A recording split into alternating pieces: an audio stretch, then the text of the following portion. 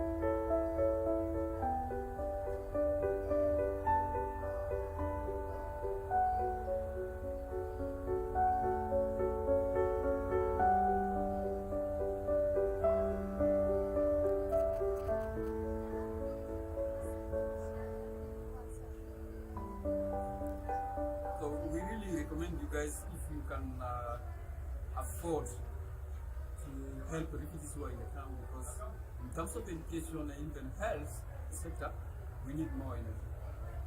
أطالب الحكومات والجهات المختصة صناع القرارات أن يعتمدوا على مصادر متجددة وضارة للبيئة. كون العراق يعاني جدا من ارتفاع أسعار الكهرباء، فأتمنى أن تعتمدون على الشمس الموجودة كثير في العراق. To me, on the side of environment and energy, one of the things is efficient is a clean food.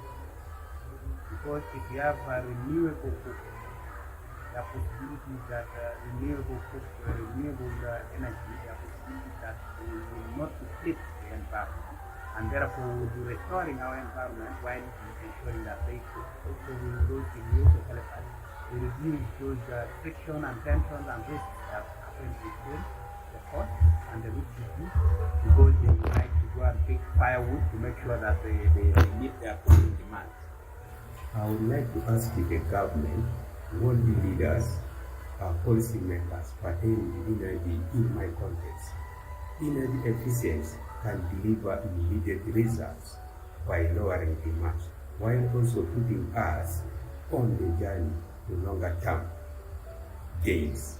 In that way, innovations could be ramped up, energy efficiency, not in theory but in practice by all categories of youth and women.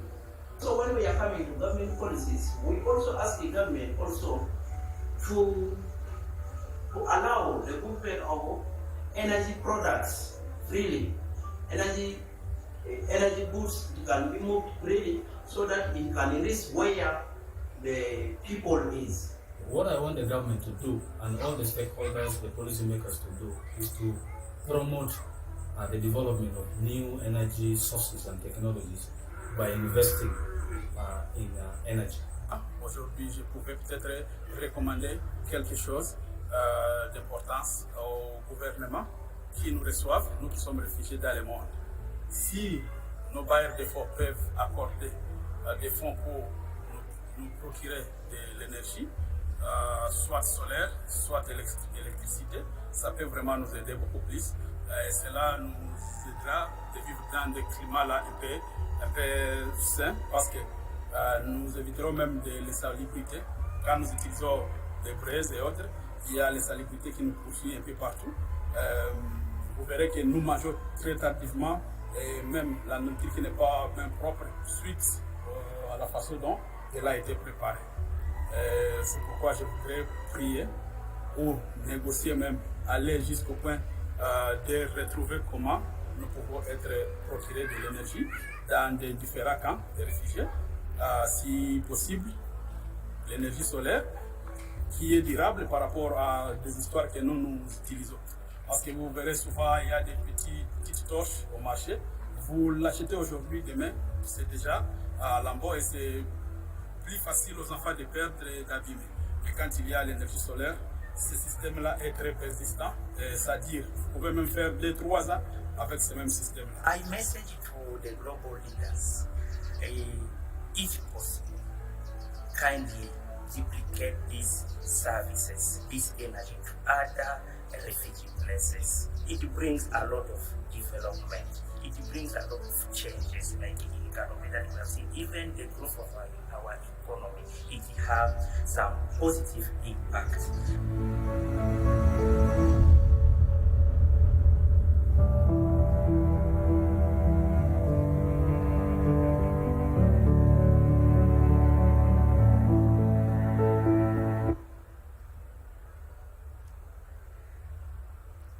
Thank you. Welcome to our session on the use of the displaced on climate action. Yeah, we are increasingly facing a lot of challenges, and we are seeing more and more people being displaced around the world, and that number keep increasing. However, most of those people are hosted in developing countries where access to energy is really a problem.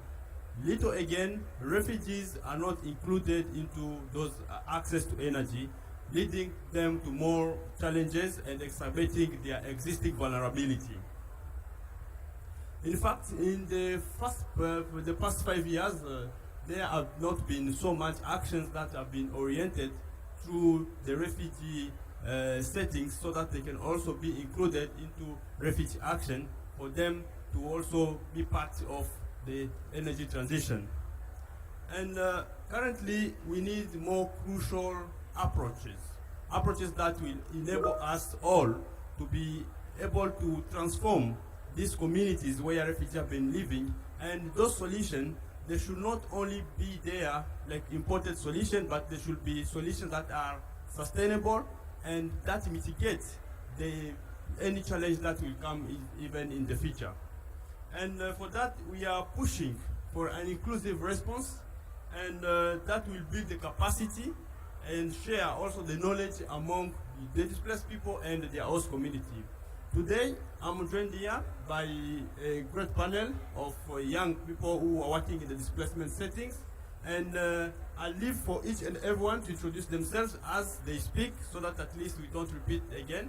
And I'll start with Angam Ayubu. Yeah, welcome, and introduce yourself to the audience. Tell us about the project that you are currently working on. Hi everyone. Thank you for being here. My name is Angham Dayoub. I'm Syrian.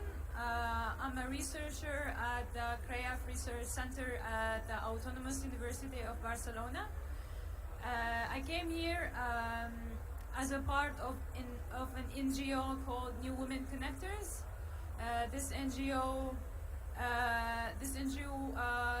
helps migrants, especially women in Europe, to get access to opportunities for social justice and then gender equality. Are we gonna represent? Okay, I pass it to Brian.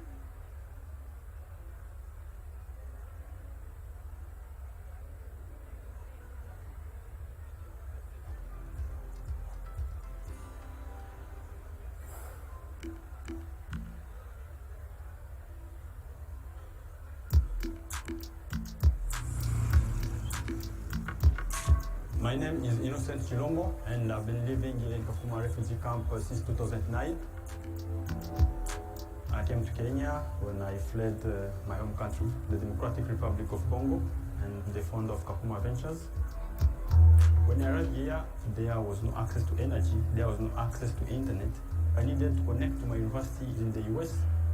When I faced all those challenges and I succeeded, then I said, okay, I should build something that can also support others so that more people can also graduate from the refugee camp.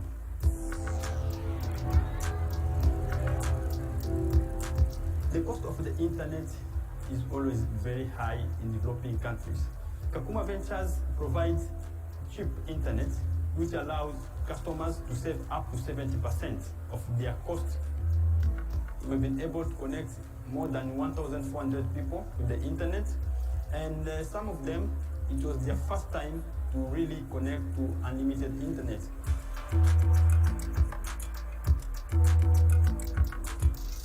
Kakuma Ventures have been providing training to the wide community because there is a huge gap when it comes to digital literacy here in the refugee camp. Young people come here to access internet, to access digital literacy, to access other content and information.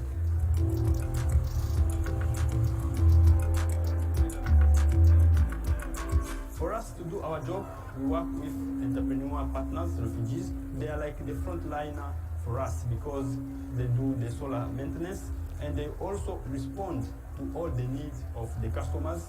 We are able to pay them in cash. Kwa majina naitwa Moreni Mtebwa Maji na supply hapa wifi block 6 mzima.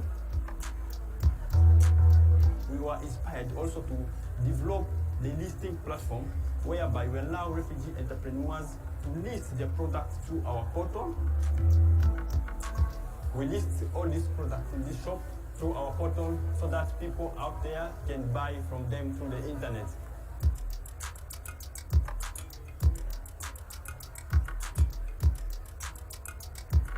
Kakuma Ventures, as a refugee-led and founded organization, faces a lot of challenges. People look at it as temporary, and yet the refugee life has never been temporary. People have been living in Kakuma refugee camp for more than 2 decades now.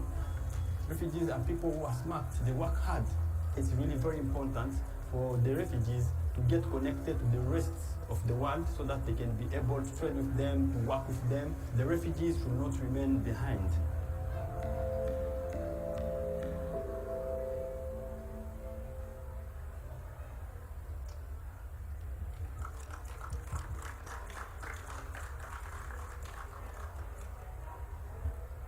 Hi everyone, my name is Brian Onyango. I run a social enterprise startup company called Usafi Green Energy.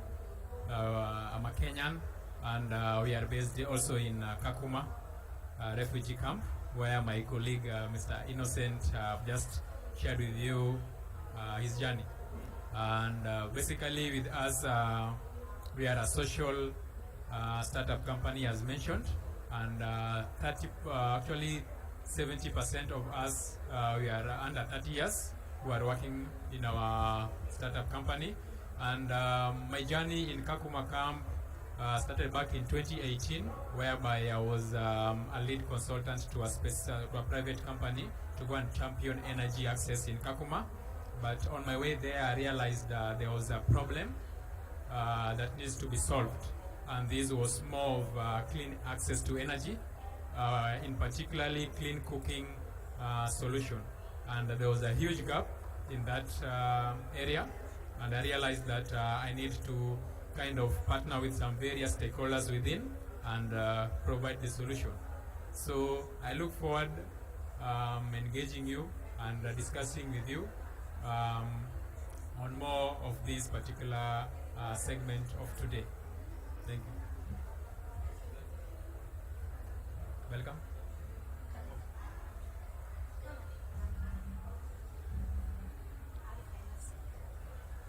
السلام عليكم.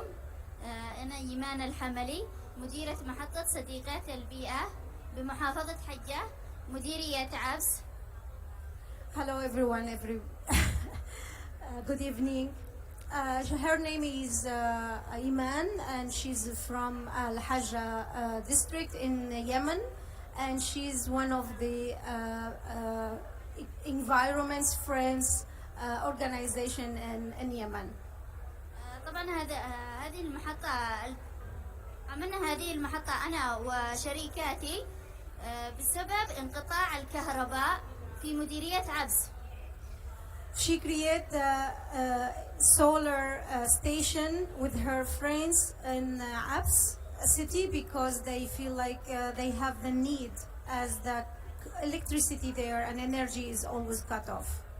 فهذا المشروع تلقينا الإنشاء التكاليف للمشروع في عام 2019 من الاتحاد الأوروبي واليو ان دي بي الولايات الأمم المتحدة وكذلك المنفذة من الSDF ضمن برنامج تعزيز القدرة على الصمود في الريف اليمني. They were funded for this project by EU, UNDP, and also SDF as supporting the rural areas in Yemen. أبرزها نجاحا كبيرا هذه المحطة ليس في البداية وإنما كانت معوقات كبيرة جدا أمامنا في محافظة حجة في مديرية عبس ما قبل المشروع وبعد المشروع.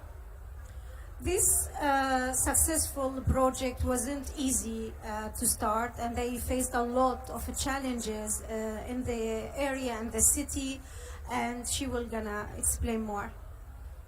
أولا رفض المجتمع بأن المرأة تكون خارج المنزل لقيادة أي عمل تديره.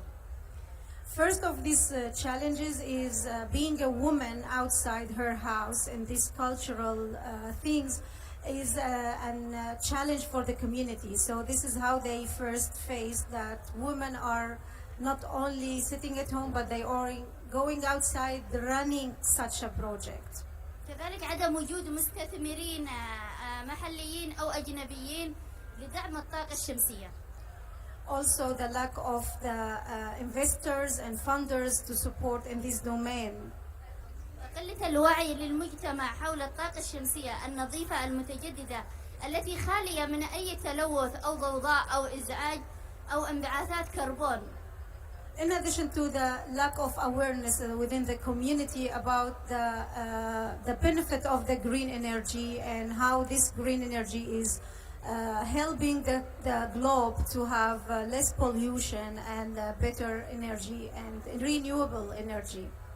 فبهذا المشروع استطعنا أن نوعي المجتمع بأن الطاقة المتجددة طاقة نظيفة خالية من التلوث سواء للمجتمع الذي أقيم فيه كنازحة أنا وشريكاتي أو لجميع المحافظات اليمن. So this project tried to bring the awareness for the whole community in addition to the IDPs within the community that this is really benefit for everyone, like it should be in everywhere, not only in her city but in all the government in Yemen. فالحمد لله استطعنا بهذا المشروع أن تكون المرأة قيادية كلاعب أساسي حول الطاقة الشمسية وكذلك لها اتخاذ الرأي في المجتمع. Here we had two successful stories. First, that we bring the solar energy to the community, and the second, bring the women as an active player in this domain, which is mainly a main domain. كوننا نعرف اجتماعيا بأن محافظة حجة لها عادات وتقاليد صارمة جدا حول المرأة أو أن تخرج للعمل خارج المنزل، فنحن أثبتنا جدارتنا وعزيمتنا وإصرارنا بأن نكون قياديين وأن نخلق فرص أخرى للمرأة. Actually, her Hajra, her city or her village, is well known as a conservative area, and what they do is that they give them an example of the leadership of the female, how they can be leaders in the community to change this narrative about women should be staying at home doing nothing.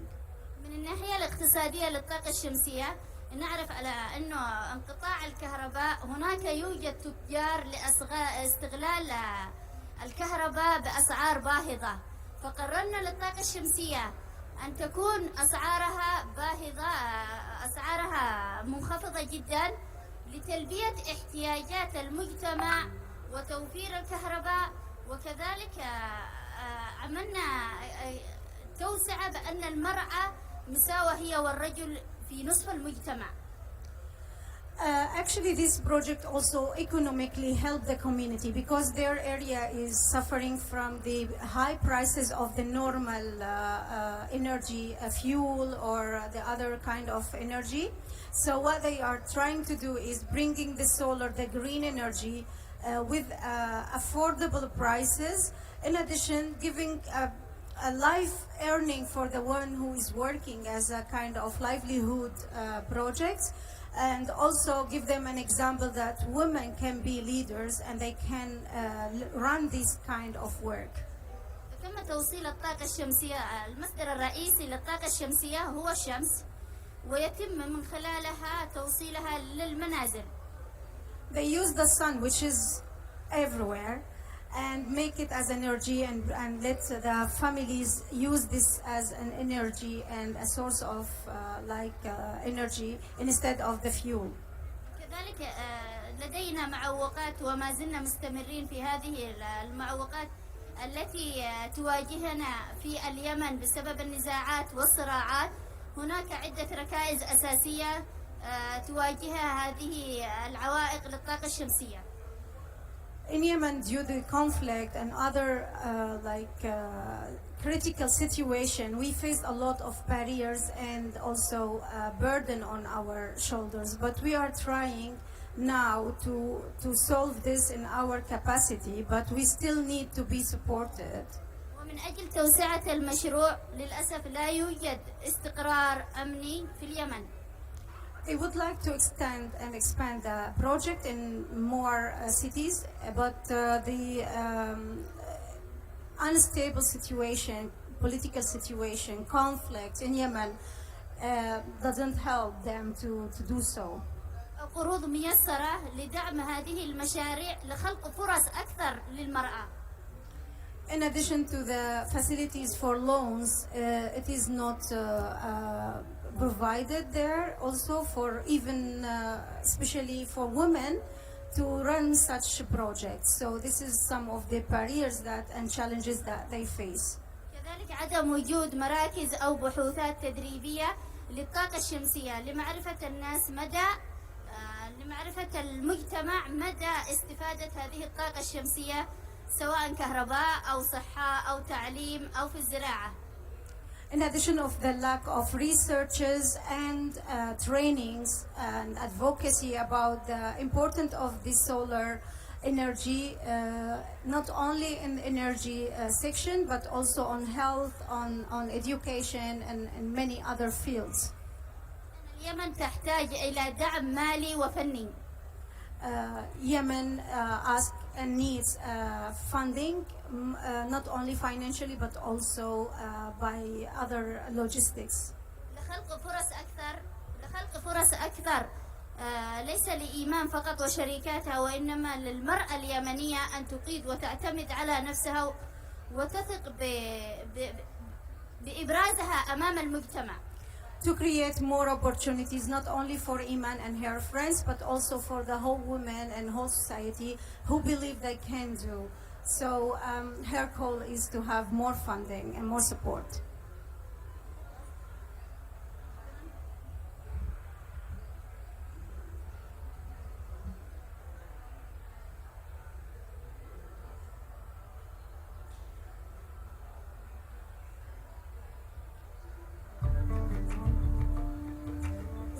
غالب هادي الحملي، مديرة محطة مشروع صديقات البيئة للطاقة الشمسية.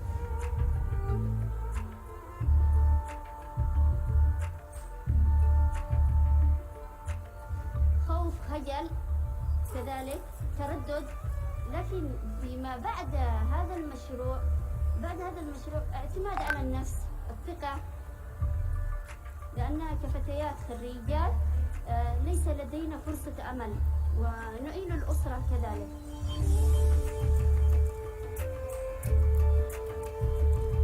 هذه الدورة التدريبية لمدة 20 يوم، فيها الدورات التدريبية.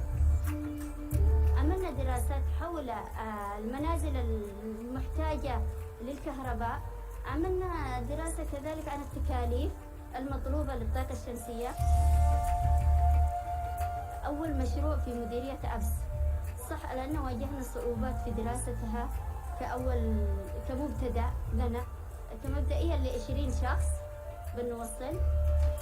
طبعا رسالتي أنا لكل فتيات أبس أو في محافظة حجة أو في كل محافظات اليمن أن يسعوا لتحقيق رغباتهم، أن يسعوا لتحقيق أحلامهم وطموحاتهم.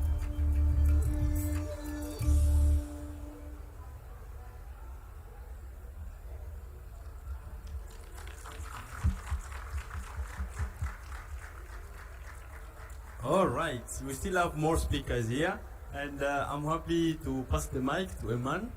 Yeah. Thank you. So, it's me, Anram. I'm a researcher. I'm here with New Women Connectors.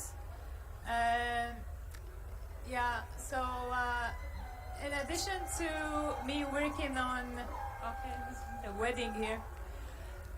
So in addition to my work with New Women Connector, I also work with an organization called Qudwa. Qudwa is an organization that helps newcomers, especially to Spain, to integrate with the society and to train them into the job market, to give them skills. We do like traineeships. We do online courses to help empower new migrants into the European society. So I migrated from Syria to Spain 4 years ago to pursue higher education. I did a master's in forestry and natural resources management. This is the work of my master's thesis.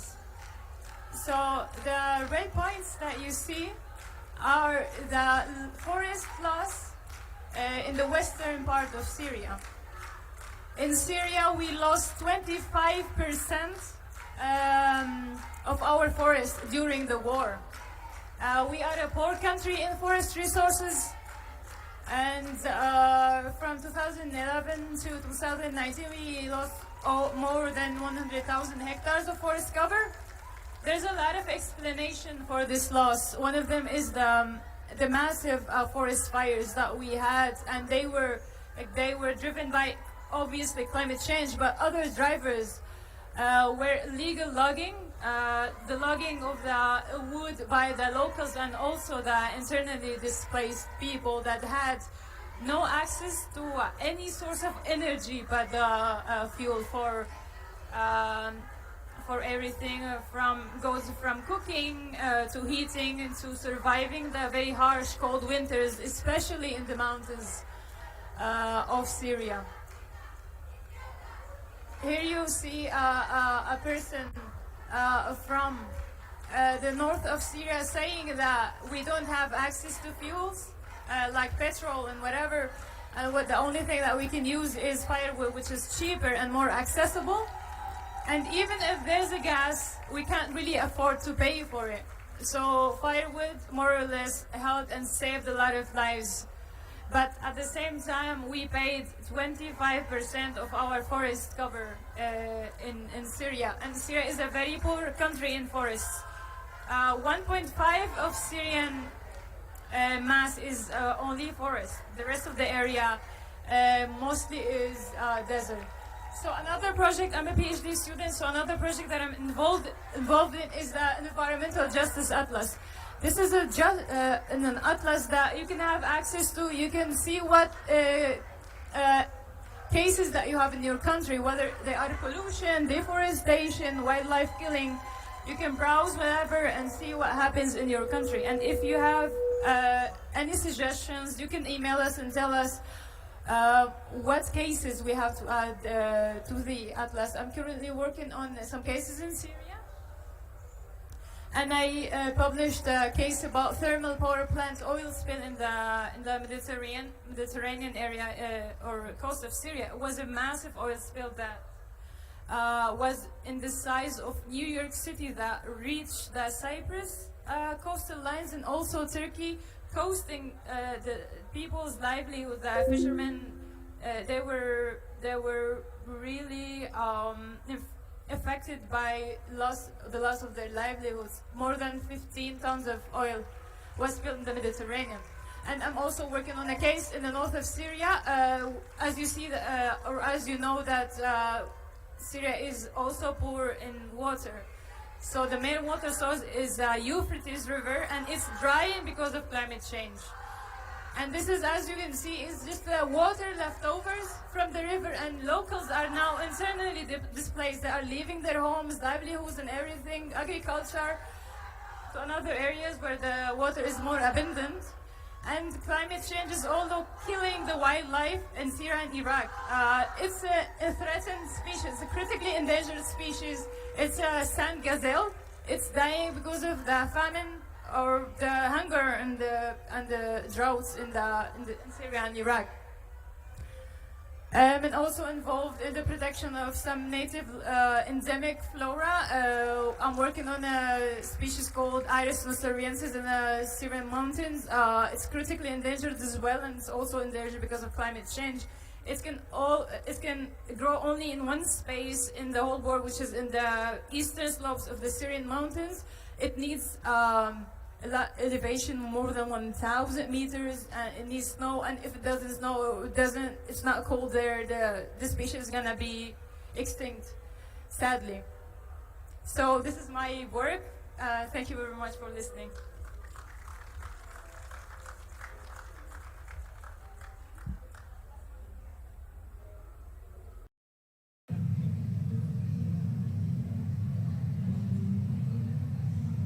Thank you so much, Ayman.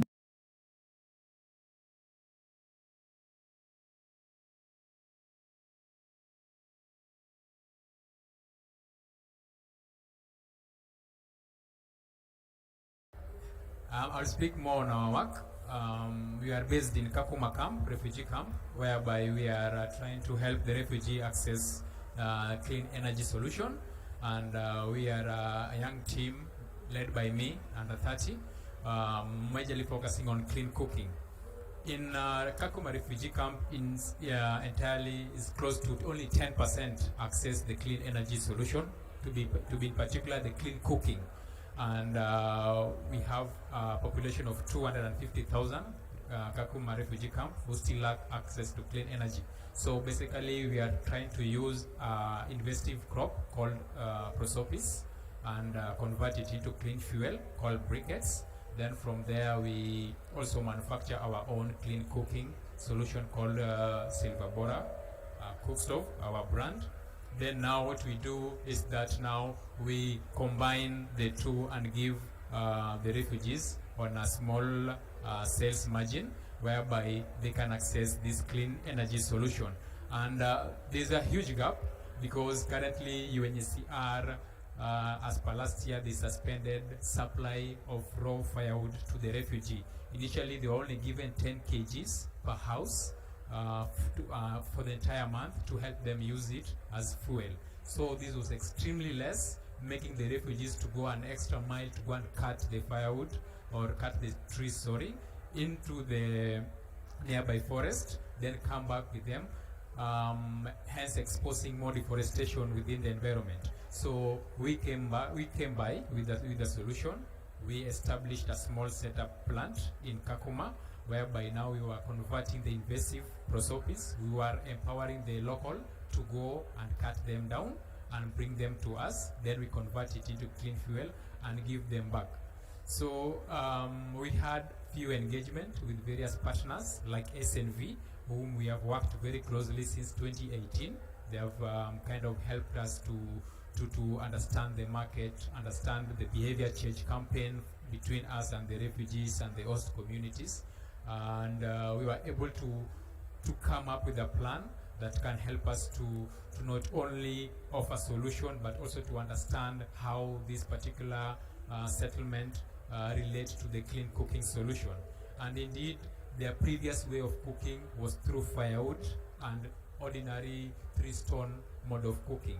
And you could see they were highly exposed to respiratory illness. We have 3 main hospitals in Kakuma. Number 1 is Kakuma Mission Hospital, and 2 are being managed by the Refugee. And this particular hospital, their records clearly shows that close to 70% respiratory illness are always reported to that hospital, which is very, very terrible. And we aim to work very closely with the Red Cross, SNV, and various organizations to not only provide clean alternative solution, but also to encourage more partners, private partners, to come on board and help us to try to bridge the gap, because also the schools are affected in this problem in terms of clean cooking solution. You can find a single school has pupils of around close to 3,000 in a single school, and their cooking apparatus is very, very in a dilapidated state. So what we do is that we also kind of install these larger cook stoves to these institutions. Even the hospital themselves, the Kakuma Mission Hospital was one of the victims that who used poor clean cooking solution, and we came and partner with SNV. They kind of funded the project in terms of helping them to facilitate by purchasing the clean cooking solution from us. Then we installed, but we still have a huge problem because the access to this particular product is not that easy, especially to the social institution. It needs finance, thanks to some few various partners whom we have engaged and whom we have worked with in terms of trying to deploy this particular clean cooking solution. Going forward the next year, we have some lined intervention whereby we plan to partner again with various partners from Kakuma 1. This is the entire Kakuma refugee camp, whereby we will empower the youth by giving the machine to produce the briquettes. We train them how to do it. Then we empower them to go and collect the invasive prosopis, which is an invasive crop that has been approved by the government to be cut down.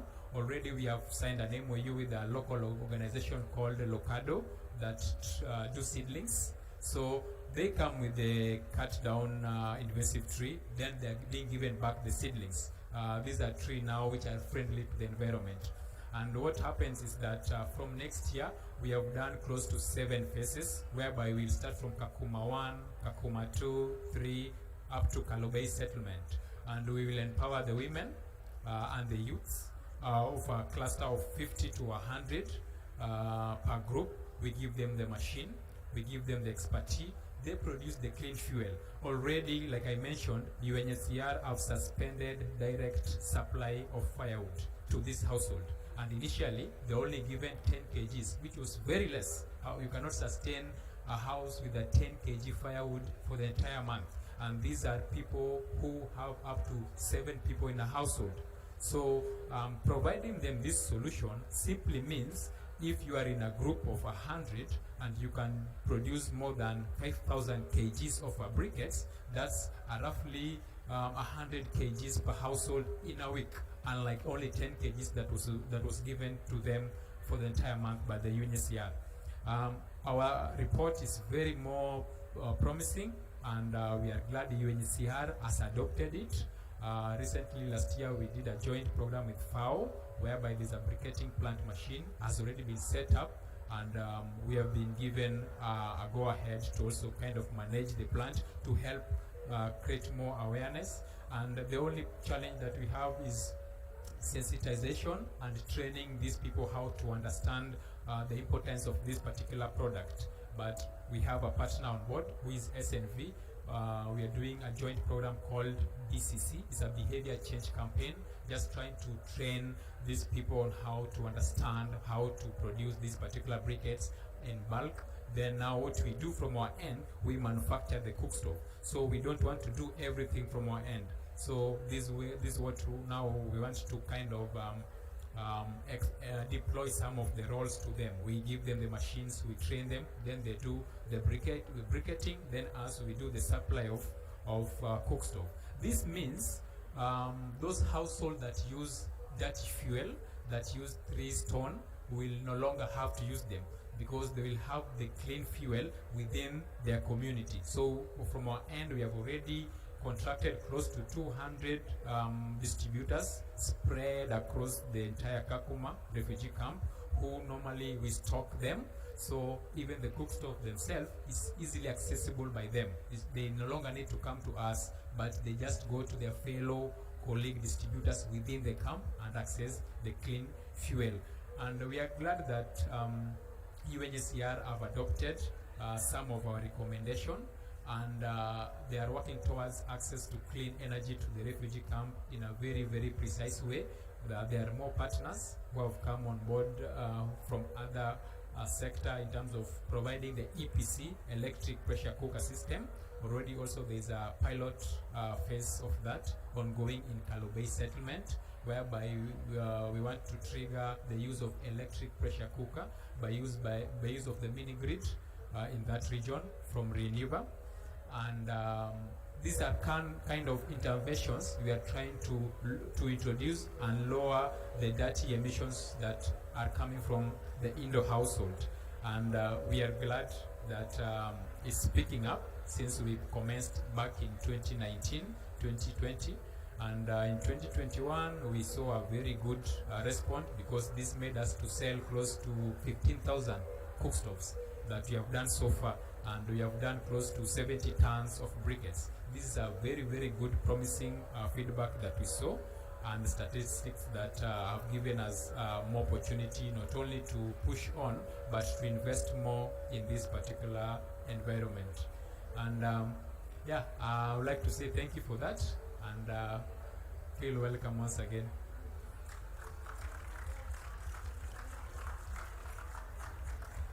Yeah, thank you so much, and we welcome the audience. If you have any question, or if our technician can see if we have any question coming online.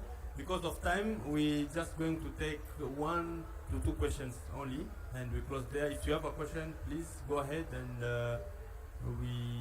you speak to our panelists here. Yes. Thank you. That was an amazing, amazing session. Thank you so much. We learned so much. Brian, my question is to you. You were talking about the electric pressure cookers in the camp. How are the displaced communities involved in the production, distribution? How are they involved in all the entire supply chain, if you mind? If there's any question, please go ahead so that we answer all the questions all together. No more question? Okay, I pass the mic to. Thank you. Yes, there's a question.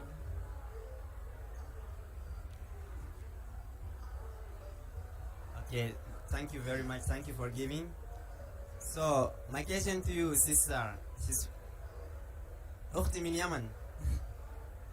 Okay, فنشكرك جدا على هذه المكافأة الجيدة.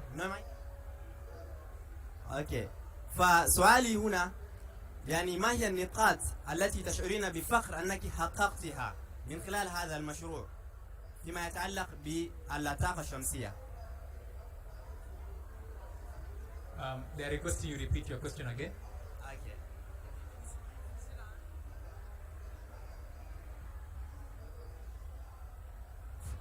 Hello, it's okay? Okay, سؤالي لك أيتها الأخت، يعني من الجميل جدا أنك تكافحين رغم الصعوبات، فما هي النقاط التي تشعرين بفخر أنك استطعت أن تحققيها خلال هذا المشروع؟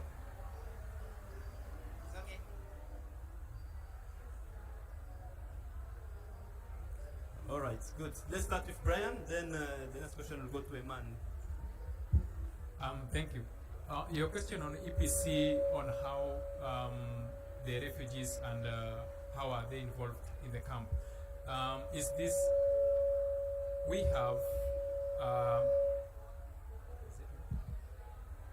have a signed agreement with some of these refugee camp distributors. These are shops within the camp. We have contracted them by giving them this EPC to make, number one, easily accessible within the camp, so that if a refugee X or a displaced person might need it, he can easily go to the nearby shop and access it. And in particular, we have phased out this particular program because it's an electric pressure cooker, mostly in Kalobey, because Kalobey is where now they still under piloting phase. And the main target is to understand how is the consumption in a single house, so that it can give us a projection on how to expand in the other household. Because like I said, we are planning to phase out old way of cooking in its entirely. And number three is that through partnership with various corporations or various NGOs like SNV and GIZ and the likes, is that they support us in what we call the BCC, the Behavior Change Campaign, whereby we do the road shows, we do radio advertisement, we do radio talk show, we do what we call community raffles. We cook with them. This helps them to understand how it works, how it's being used. These are some of the intervention that we put it practically in use between us and them, so that it can also increase the appetite, and it can also increase the demands, and also any Q&As that might be needed from them, we will be ready to answer there and then. So it's something that is still in pilot phase in Kalobey, and so far close to 100 units have been sold, which is very more promising. And it's something that can track the data, can tell us the consumption of each household, how many days maybe the cooking took place, how was cooked, household, how are they using it. Yeah.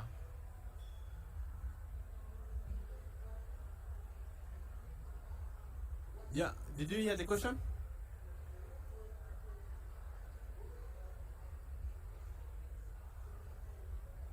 الرد على السؤال.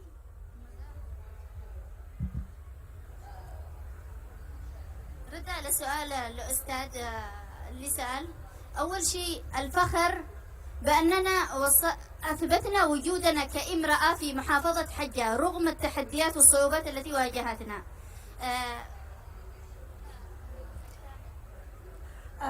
I feel proud that I let the voice of women in my city go out and to show that women are leaders.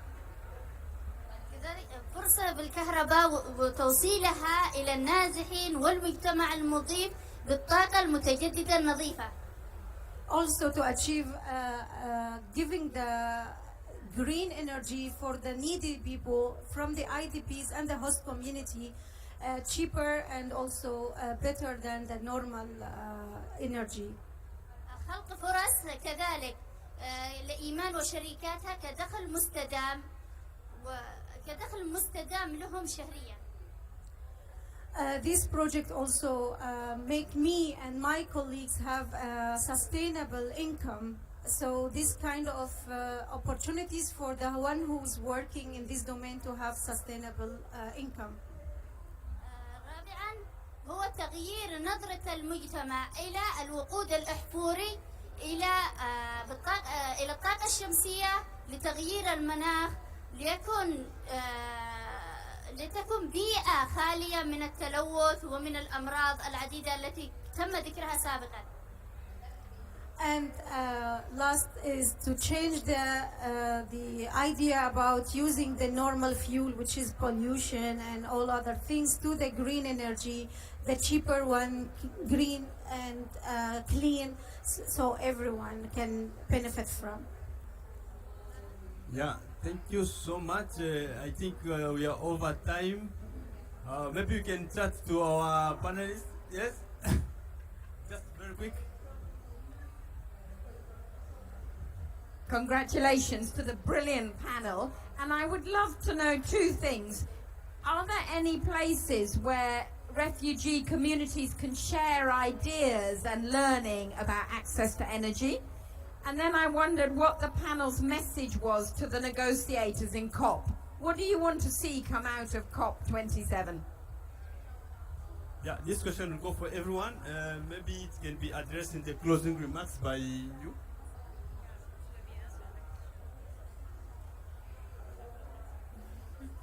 Actually, we are asking the stakeholders, being the governments of the countries, the funding governments, the NGOs, being the international community, to help facilitate the refugees' access to sustainable energy. And that should be practiced by the governments by facilitating the projects, being from NGOs or the domestic projects, and also in the laws of each country, that the countries that they are hosting the refugees, to produce the laws that help refugees to innovate and start their own projects. That's actually what I was trying to close the session with. And also for the donor government to expand the development works, improve the data availability, because also the refugees need access to data, need access to internet, need access to mobile phones.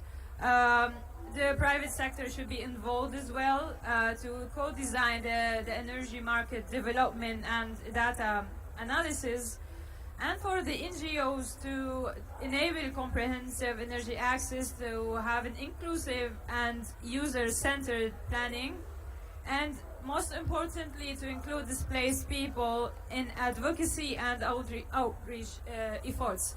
So young people shouldn't be looked at the victims of climate change as they should be looked as the solution to it, or the valuable they have a valuable as I can say contribution to the solution. Young people are innovatives, young people are entrepreneurs, young people they are entrepreneurs in research and also in technology, and they are working. Young people are working, and they are putting their skills to accelerate the climate action. This is all what we need, is the climate action in the end. Thank you very much for everyone for being here, for listening to us, and for joining us today.